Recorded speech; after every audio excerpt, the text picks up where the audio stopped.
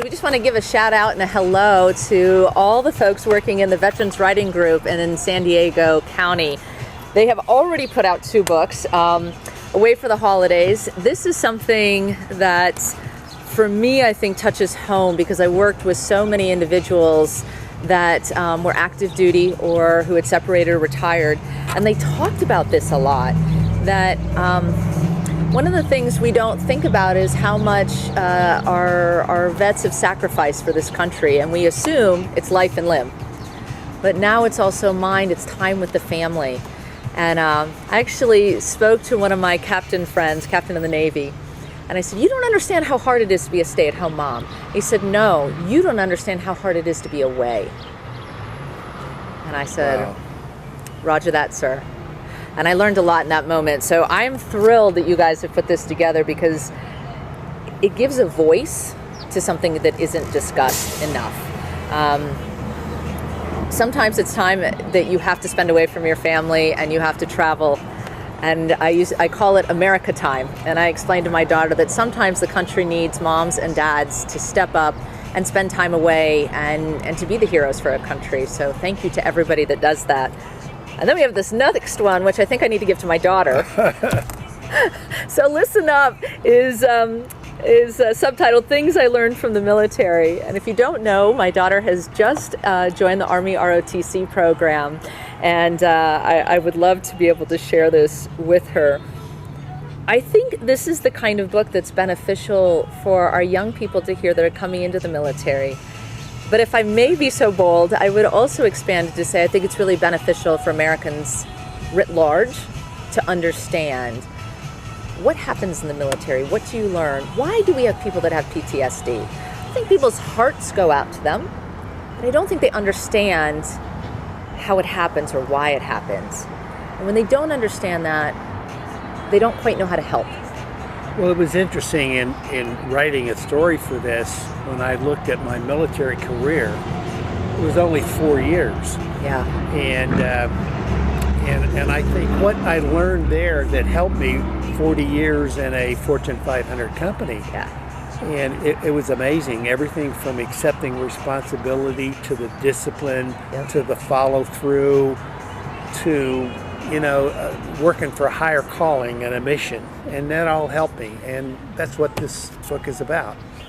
I love it. I not only love it, I try to emulate it, and that's actually what I'm doing going around the country. I've taken what I've learned from military readiness and the concepts of, number one, what's the mission goal? Right? And then that was the first question we started with, was what is it that we're actually trying to achieve? Usually what you hear people say is, I'm trying to run for president. That's not the mission goal. Higher intent in this idea is national readiness. It is the readiness for the country for any threat that's coming. It could be an environmental threat. It could be an economic threat. It could be a defense threat. But if we're not prepared as a nation to be able to, and all citizens in this case I'm referring to be able to combat those threats that we know are coming, then all we're doing is being reactive constantly. And we're just fighting fires all the time. And then the second piece to that is, what are the things that the military does really well that could be beneficial to others? So I have 2 stories I like to tell. One was when I was at the retirement of a colonel friend of mine, Marine Corps. And the 2-star came in to talk about him. I almost said eulogize, but that's kind of what it felt like. There were jokes and sadness and happiness and war stories. But he said, we do something really well in the Marine Corps. We build Marines who help defend this nation. We also build citizens that go out and are great Americans. And I thought, well said, sir, well said.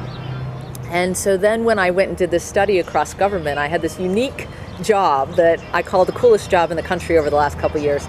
I was going through all the departments and agencies and trying to understand what's working, what's not, and how do we make a better system. What I found over and over again were the assets and the capabilities, but more importantly, the culture of defense program would have been very beneficial to all the other departments. When I saw that, that's when I realized we need to be sharing what we learn in military. I didn't serve in the military, but I have been professionally raised by the military. Knowing that culture, understanding the OODA loop, observe, orient, decide, act, it's a way of thinking, it's a way of processing, it's a way of getting to a combined mission. And if I were to close on this point, this is something I think we've really missed in our country. When the threat is that your team is going to die if you don't work together, you get real clear real fast as to what mission goal is. And all the personality issues, all the differences of opinions get pushed away fast. Because you're an interdependent group and you realize who has skills in which area, because ultimately you all want to live and you want to be able to reach higher goal. We've lost that in our country. We need to recognize the diversity makes us stronger. The arguments are okay to a point, and ultimately, we all have to come together. I love those lessons here. Well, I like the way you're approaching things. A term I learned when I was on the school board, it's totally integrated, non-severable package.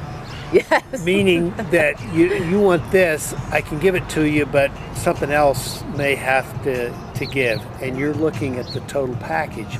You're going across the country. You're talking to people of all ages, all groups, all states, all perspectives, and you're developing an integrated plan for what you would do as President of the United States. Yeah, I'm starting to call it America's Blueprint. America's Blueprint. Yeah, because I mean I didn't know we would land there, but that was my vision, that we have to see how all the pieces work together. And I think military does this really well. We see them all as assets, and then we figure out the ultimate goal, but then there's pieces of goals we have to get to. What we've done so far is, let's solve healthcare, then let's solve education, then let's solve the environment. And the truth is, defense needs education to be useful in K-12 and higher ed, and lifelong when people transition out or retire. Just as the environment needs to be supported in order to improve wellness and reduce healthcare costs. They're all connected. They're all connected. If you make a plan separate, completely predictable. They're all integrated. Yeah, we have to have them all integrated. Yeah. Anyway, we have our third book coming out called Stories That Need to Be Told. It should be out in December. Oh, and soon. In fact, I may send you a digital copy to let you provide input. Maybe if you want to comment on it and get on the cover. We're looking for comments about the book. Yeah. So I would love to. I mean, I love the concept.